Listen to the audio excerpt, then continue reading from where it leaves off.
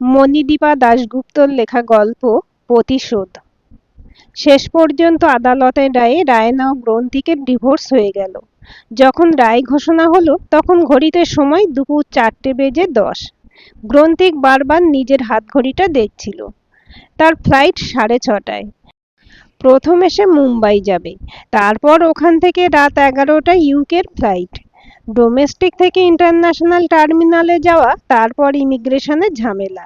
সময় মতো এয়ারপোর্টে পৌঁছতে না পারলে সব পণ্ড হয়ে যাবে। 2 বছরের একটা প্রজেক্ট নিয়ে সে যাচ্ছে, সেখানে ক্যাথলিন অপেক্ষা করছে। আজ ডিভোর্স হয়ে গেল, আর কোনো বাধা রইল না। এইবার ক্যাথলিনকে বিয়ে করে সেখানেই সেটেল হয়ে যাবে। তার জীবনের স্বপ্ন পূরণ হতে চলেছে। বিচারপতি রায় দিয়ে বেরিয়ে যেতেই গ্রন্থিক উঠে দাঁড়ালো। সে রায়নার কাঁধে হাত দিয়ে বলল, আমার আর সময় নেই রে, আমার ফ্লাইট মিস হয়ে যাবে।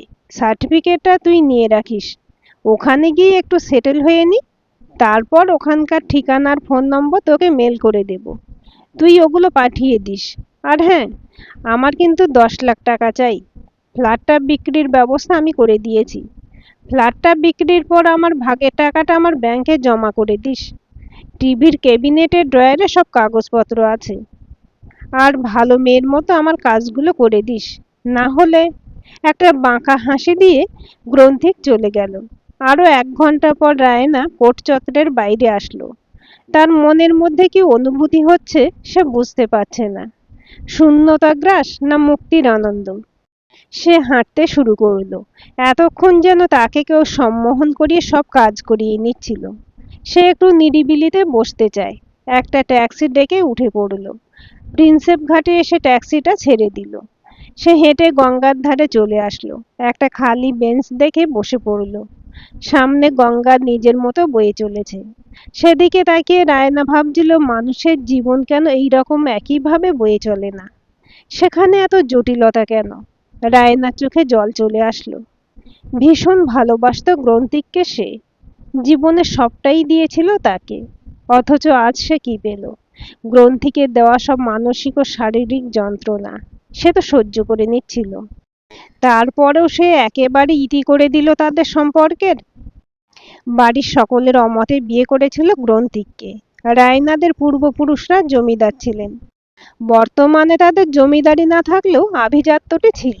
এলাকার মানুষজন তাদের সম্ভ্রম করত। গ্রন্থিক তাদের ড্রাইভারের ছেলে ছিল। ড্রাইভার জয় কাকু মারা যাওয়ার পর তার পরিবারের দায়িত্ব নিয়েছিল তার দাদু ও বাবা। গ্রন্থিক নামটা রায়নার দাদু প্রতাপবাবুর দেওয়া। ওর আসল নাম কি ছিল রায়নার মনে নেই। ছোটবেলা থেকে গ্রন্থিক পড়াশোনায় যথেষ্ট ভালো ছিল, তাই প্রতাপবাবু ওকে বেশ স্নেহ করতেন। পড়া বোঝার জন্য তার কাছে গ্রন্থিক প্রায়ই যেত। রায়না যখন ওর দাদুর কাছে পড়তে বসতো, তখন মাঝে মাঝেই ওর দাদু গ্রন্থিককে দিয়ে রায়নার অঙ্ক করাতো। এসবের মধ্যে ওদের মধ্যে একটা সম্পর্ক তৈরি হয়েছিল। ওদের সম্পর্কের কথা জানতে পেরে রাগে ফেটে পড়েছিলেন রায়নার দাদু ও বাবা। ও ড্রাইভারের ছেলে আর তোমাদের আশ্রিত বলে কি তোমাদের এই সম্পর্কে এত আপত্তি? রায়না তার দাদুকে প্রশ্নটা করেছিল। না, ও একটা ধূর্ত, স্বার্থপর এবং প্রচণ্ড লোভী ছেলে। যে কেউ ও চোখ দেখে বুঝতে পারবে, ওর দাদু প্রতাপবাবু বলেছিলেন। তোমাদের ধারণা ভুল, ও খুব মেধাবী এবং উচ্চাকাঙ্ক্ষী ছেলে। রায়না বলেছিল, মেধাবী বলে ওকে স্নেহ করতাম, আর এই উচ্চাকাঙ্ক্ষার জন্যই সে অনেক নিচে নামতে পারে। রায়নার বাবা জ্যোতির্ময় বাবু বলেছিলেন, ও নিজের স্বার্থ ছাড়া কিছু বোঝে না। তুমি জানো না রাই, ওর বোনের একটা পা নেই শুধু ওর জন্য। এটা বাজে কথা, ওটা ছিল একটা দুর্ঘটনা মাত্র, রায়না বলেছিল। গ্রন্থিক ওকে ধাক্কা দিয়ে মিনি ভ্যানের সামনে ফেলে দেয়, কারণ সাইকেল রেসে স্মৃতিলেখা জিতে গেলেই সেরা সেরা উপাধি পেয়ে যেত সেই বছর। কিন্তু বদমাইশ ছেলে নিজের বোনকে দুর্ঘটনায় ফেলে নিজে জিতে নিল সেই উপাধি। আমি বিশ্বাস করি না, রায়না বলেছিল। তুমি এখনো ছোট আছো রাই, দুনিয়ার মানুষ চিনতে পারো না। এমন কিছু করবে না যাতে তোমাকে পস্তাতে হয়, দাদু বলেছিলেন। রায়না সেদিন বেশি কথা বাড়ায়নি, কিন্তু সে তার বাবা ও দাদুর কথা বিশ্বাস করেনি। তারপরই গ্রন্থিককে নিজের পথ দেখে নিতে বলে তার দাদু। কিছু একটা কাজ জোগাড় করে মা বোনকে নিয়ে যাবে এই আশ্বাস দিয়ে গ্রন্থিক চলে যায়। সে চলে যাওয়ার সময় রায়না তার গলার চেনটা ওকে দিয়ে দেয়। মাকে বলেছিল গলা থেকে পড়ে গিয়েছে। গ্রন্থিক কলকাতায় চলে এসেছিল। তারপর 5 বছর কেটে গিয়েছিল। মাঝখানে গ্রন্থিকের সাথে তার দেখা হয়নি। ফোনে যোগাযোগ ছিল। যখন দরকার পড়তো তখন সে গ্রন্থিকের মেসে মানি অর্ডার করে টাকা পাঠিয়ে দিত। সে বাড়ির লোকেদের লুকিয়ে টিউশনি করত, কারণ তাকে গ্রন্থিককে টাকা দিতে হতো। বিয়ের দেওয়ার পর সে কলকাতার একটা স্কুলে চাকরি নেয়। প্রতাপবাবুর মনে সন্দেহ হয় যে সে কলকাতায় গিয়ে হয়তো আবার গ্রন্থিকের সঙ্গে যোগাযোগ করবে, তাই তার বিয়ে দেওয়ার ব্যবস্থা করেন। রায়নার আপত্তি করে না, কারণ তার গ্রন্থিকের সঙ্গে আগেই প্ল্যান করা ছিল। বিয়ের দিন রাত্রে সে তার সমস্ত গয়নাগাটি এবং তার বাবার আলমারি থেকে 5 লাখ টাকা নিয়ে পালিয়ে যায়। বিয়ের খরচের জন্য বাবা সেই টাকাটা তুলে রেখেছিলেন। সেই রাতেই তারা কলকাতায় ফিরে যায় এবং পরের দিন সকালে মন্দিরে গিয়ে বিয়ে করে নেয়। দুপুরে স্মৃতিলেখা ফোন করে জানায় প্রতাপবাবু তাদের বাড়ি থেকে তাড়িয়ে দিয়েছেন। তারা এখন কি করবে বুঝতে পারছে না। রায়না ওদের ট্রেন ধরে হাওড়ায় চলে আসতে বলল। ওরা স্টেশনে ওদের আনতে যাবে। শুনে গ্রন্থিক ভীষণ রেগে গেল। তুই ওদের এখানে ডাকলি কেন? তা ওরা যাবে কোথায়? রায়না বলেছিল। কেন? ওরা নিত্যানন্দপুরে যাক, আমাদের দেশের বাড়ি। কতগুলো বছর হলো তোমরা ওই দিকে যাওনি। জয় কাকু মারা যাওয়ার পর তো তোমরা আর ওই দিকে যাওনি। বাড়িঘর এতদিন ভেঙে গেছে, সেখানে ওরা থাকবে কি করে? তাতে কি হয়েছে? আজই আমরা বিয়ে করলাম, কোথায় নিজেদের মতন করে সময় কাটাবো তা নয়, ঝামেলা জোগাড় করলি।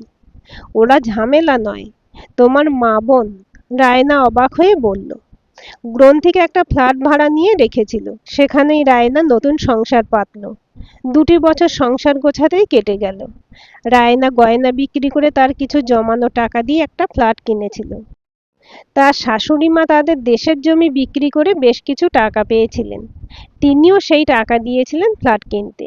ফ্ল্যাটটা ওদের দুজনের নামেই ছিল। কয়েক মাসের মধ্যে গ্রন্থিকের আসল রূপ ধীরে ধীরে রায়নার কাছে প্রকাশ হয়। রায়না একটা বেসরকারি স্কুলে পড়াতো, আর গ্রন্থিক আইটি সেক্টরে চাকরি করত।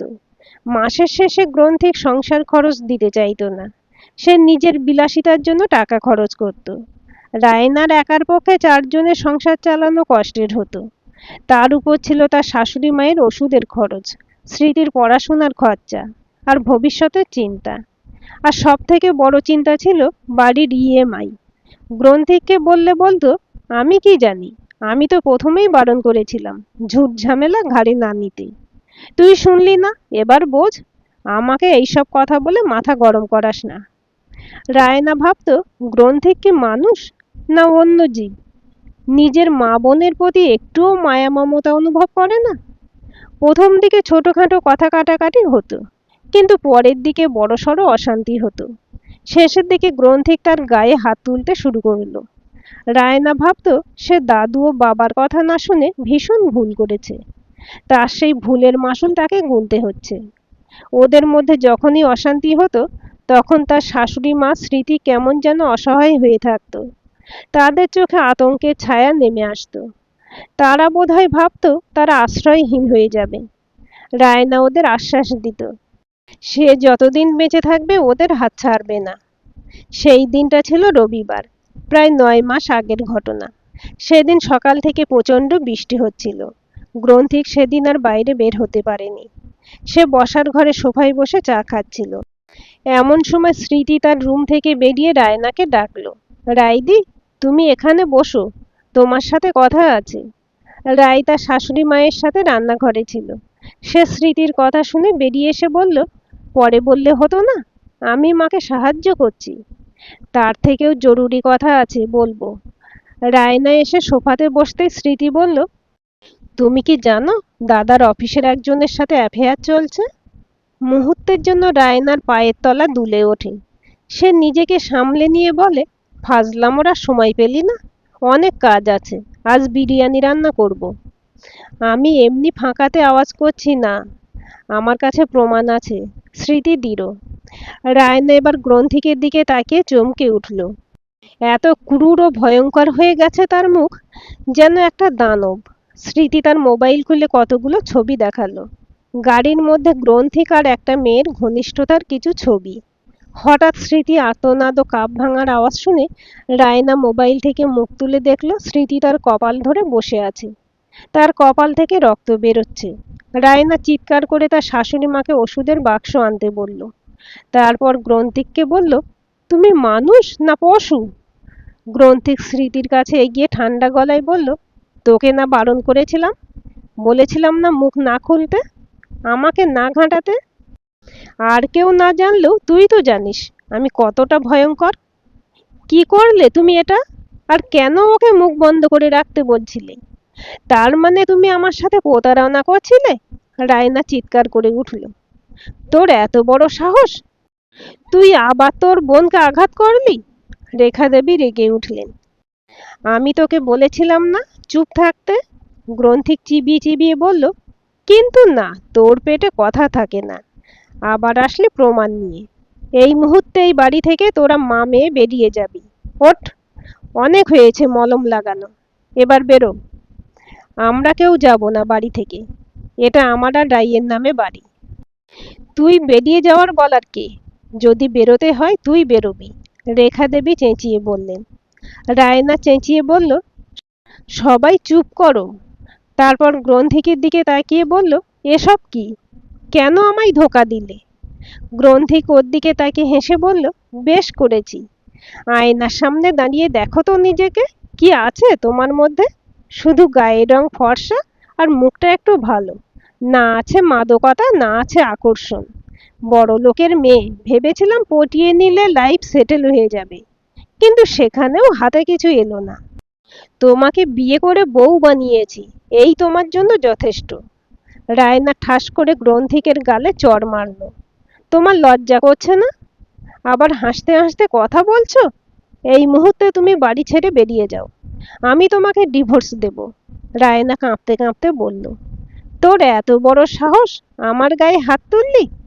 অন্য সময় হলে আমি তোর হাত ভেঙে দিতাম, কিন্তু এখন একটু দাঁড়াও বেবি, এত উত্তেজিত হব না। আমার শরীর খারাপ হয়ে যাবে। আমার জন্য অনেক কিছু করা বাকি আছে, তাই তোমায় ক্ষমা করে দিলাম। একটু দাঁড়াও, বলে সে তাদের ঘরে ঢুকে একটা ফোন নিয়ে এলো। হতভম্ব রায়নার হাতে ফোনটা দিয়ে বলল, দেখো দেখো। ফোনটার দিকে তাকিয়ে রায়নার মুখটা শুকিয়ে গেল। পায়ের তলার মাটি দুলতে লাগলো। ওর চোখ দিয়ে জল বেরিয়ে আসলো। ফোনের মধ্যে তার পোশাক ছাড়ার ভিডিও, বাথরুমে স্নান করার ভিডিও। কখন সে এইসব ছবিগুলো তুলেছে রায়না জানতেই পারেনি। তুমি এত নীচ! আমি তোমায় ভালোবেসেছিলাম, আর তুমি এই করলে? গ্রন্থিক ফোনটা ওর হাত থেকে কেড়ে নিয়ে বলল, হ্যাঁ, আমি এতটাই নীচ। স্মৃতির কাছে আমার আগের গল্পগুলো শুনে নিও। তারপর হাতের ফোনটা নাড়াতে নাড়াতে বলল, যদি এটা ফোনের মধ্যে রাখতে চাও তাহলে আমাকে ঘাঁটিও না, যেমন চলছে চলতে দাও। আমার জন্য যেই খরচ করছিলে করো। তোমার কাছ থেকে সোনার ডিম তো পেলাম না, সামান্য ডিম খাই। আর হ্যাঁ, এখানে ননদিনেরও কিছু ছবি আছে, তোমাকে সেটা দেখালাম না। আমাকে আর নিচে নামতে তোমরা দিও না। শীষ দিতে দিতে ঘরে ঢুকে দরজা দিয়ে দিল। রায়না সোফার উপর ধপ করে বসে পড়ল। বাবা দাদু ঠিকই বলেছিল, ও নিজে এতটা আহাম্মক যে ওদের কথা উল্টো ভেবেছে।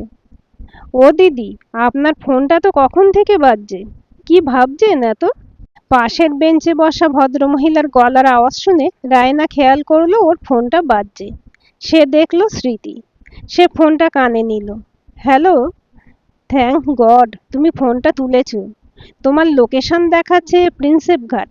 তুমি ঠিক কোন জায়গায় আছো দেখো, ঠিকঠাক বলো। রায়না চারপাশটা দেখে বলল, ঠিক আছে, আমি 10 মিনিটে আসছি, তুমি ওখানেই থাকবে। আদালতের বাইরে বেরিয়েই একটা দুর্ঘটনা ঘটে গেল গ্রন্থিকের সাথে। দেরি হয়ে যাওয়ার জন্য একটু ছুটছিল সে। এমন সময় এক বৃদ্ধার সাথে তার ধাক্কা লাগে। দুজনেই পড়ে যায়। বৃদ্ধা মহিলাটি চিৎকার করে ওঠে।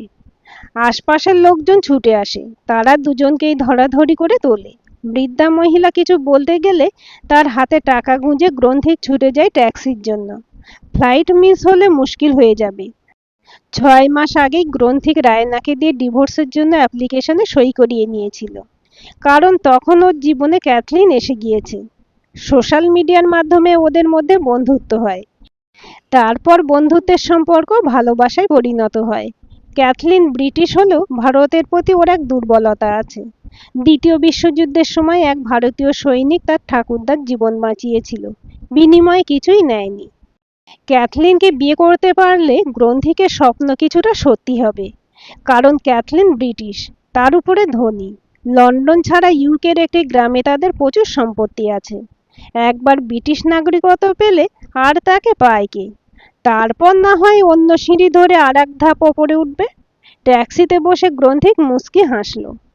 স্মৃতি পাশে এসে বসতেই ডায়না তাকে জড়িয়ে হাউমাউ করে কেঁদে উঠল। স্মৃতি ওকে শান্ত করে বলল, কি হচ্ছে? সবাই দেখছে। বাড়ি চলো। আমি ক্যাব বুক করেছি, 5 মিনিটে আসছে। চলো রাস্তায় যাই। স্মৃতি ওকে ওখান থেকে নিয়ে গেল। ট্যাক্সিতে বসে রায়না বলল, এবার কি হবে? স্মৃতি বলল, বাড়ি চলো, রাস্তাঘাটে নয়। বেহালায় ওদের ফ্ল্যাটে ঢুকে রায়না অবাক। ও শাশুড়ি মায়ের কি মাথা খারাপ হয়ে গেছে? ফুল মোমবাতি দিয়ে ঘরটা সুন্দর করে সাজিয়েছেন। হাসি মুখে ওদের স্বাগত করে বললেন, তোরা ফ্রেশ হয়ে নে, আজ মটন কষা আর পোলাও বানিয়েছি, সাথে কাতলা ভুনা। ও অবাক হয়ে স্মৃতির দিকে তাকাতেই স্মৃতি বলল, ফ্রেশ হয়ে আসো, অনেক কথা আছে। নিজের ঘরে ঢুকতেই রায়নার বুকটা মুচড়ে উঠল। সে কান্নায় ভেঙে পড়ল।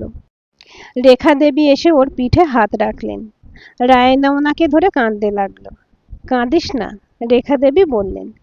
মা, আমি তো সবটা দিয়েই তোমার ছেলেকে ভালোবেসেছিলাম। ও আমার সন্তান, এটা ভাবতেই আমার ঘেন্না লাগছে। বাইরের জামা কাপড় ছেড়ে হাত মুখ ধুয়ে বাইরে আয়, খেতে হবে তো।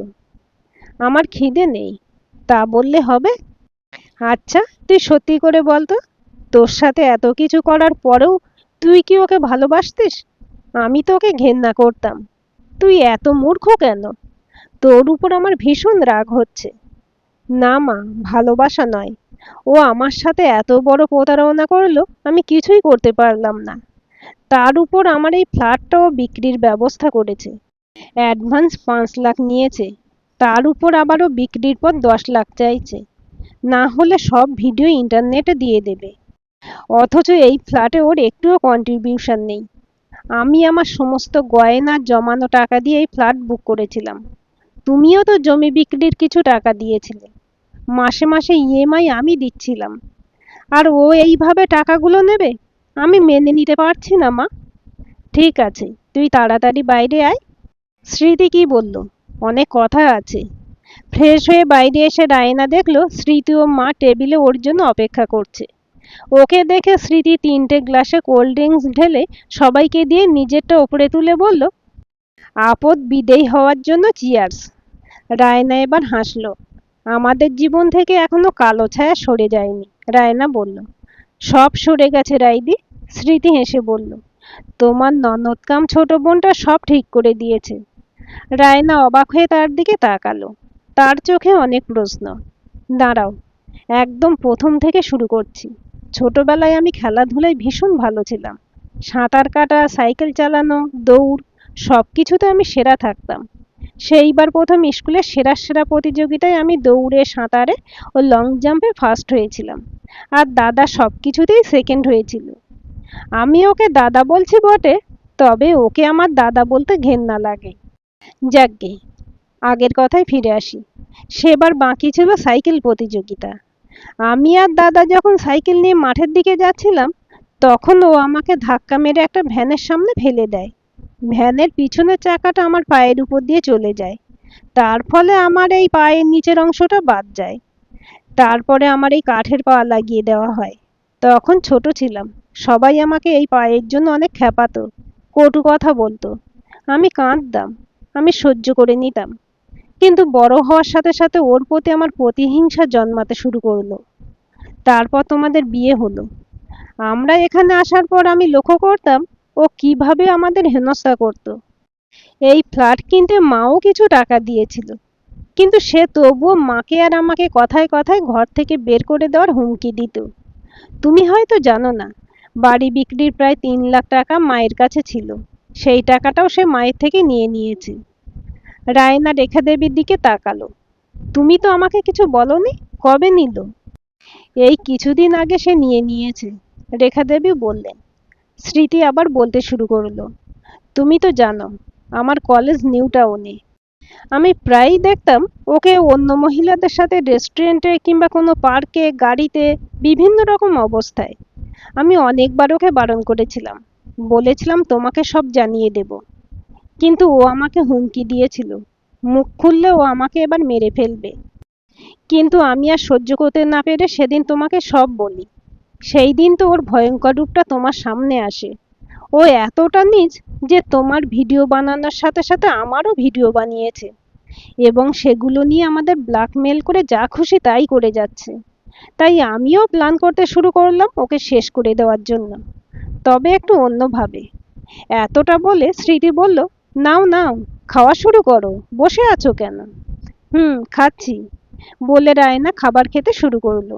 স্মৃতি আবার বলতে শুরু করলো, ওর একটা নতুন বান্ধবী হয়েছে, ক্যাথলিন নাম, তুমি জানো কি?